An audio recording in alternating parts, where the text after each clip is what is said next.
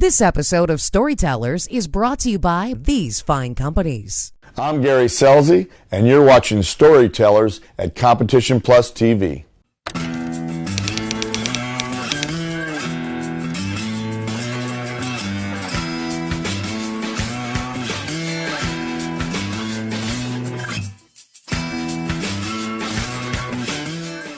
Caps and I, we were pretty close because we liked open wheel racing.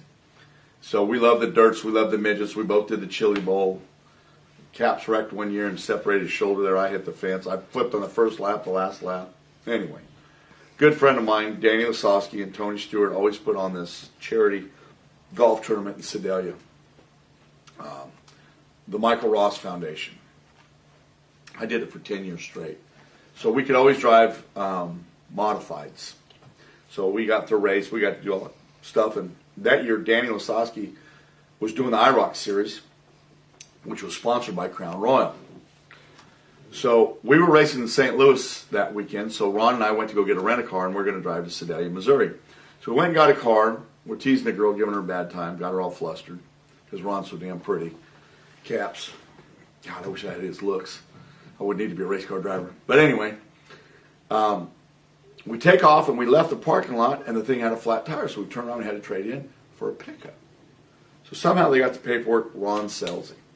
So we insured this thing to the hilt, because sometimes rent-a-cars and race car drivers don't mix. So anyway, we smoke it to Sedalia. Again, the key thing here is Crown Royal sponsored Lasowski, so every golf cart had a fifth of Crown Royal on it, and every hole, or twice during a hole, when somebody came by and said, it's for the kids, you had to take a pull. And there had to be bubbles go into that bottle, and you couldn't spit, you had to drink it. So then I was the MC, I think myself and Ralph Shaheen. So we played golf, 18 holes, did the charity thing, had dinner, did an auction, and it's like, I don't know, 12:30 at night, and we are junk. Have no business driving a car, and being good race car drivers that we are, we're about 30, 40 acres from our hotel.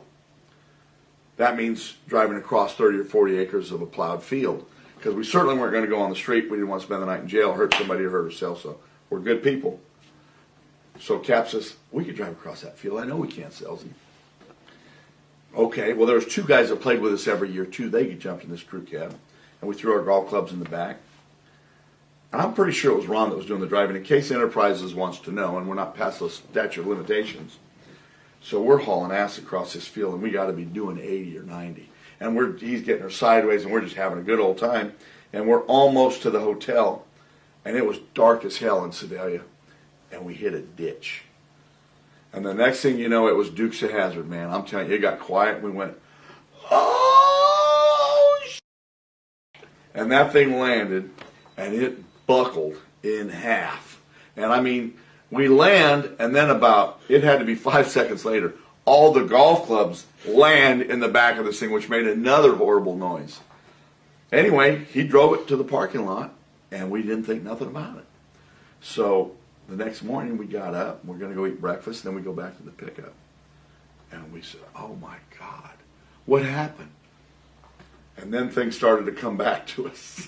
And I swear to you, this truck was bowed in the middle, and clubs were all over the back, and this thing was covered in mud. You didn't even know what color it was. It was a mess.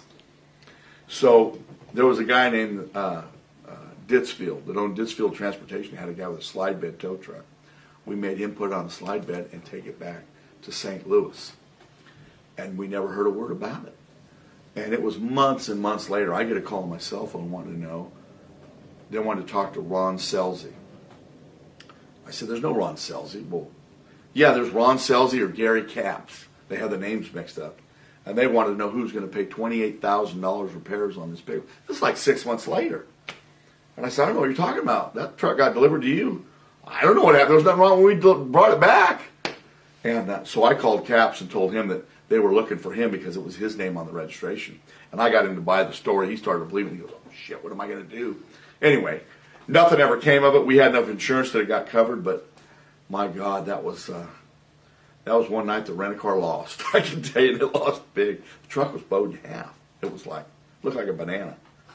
The front bumper was smiling, so when you looked at it, where it hit, it just had a big old, there was a couple teeth missing, but it had a big grin at it.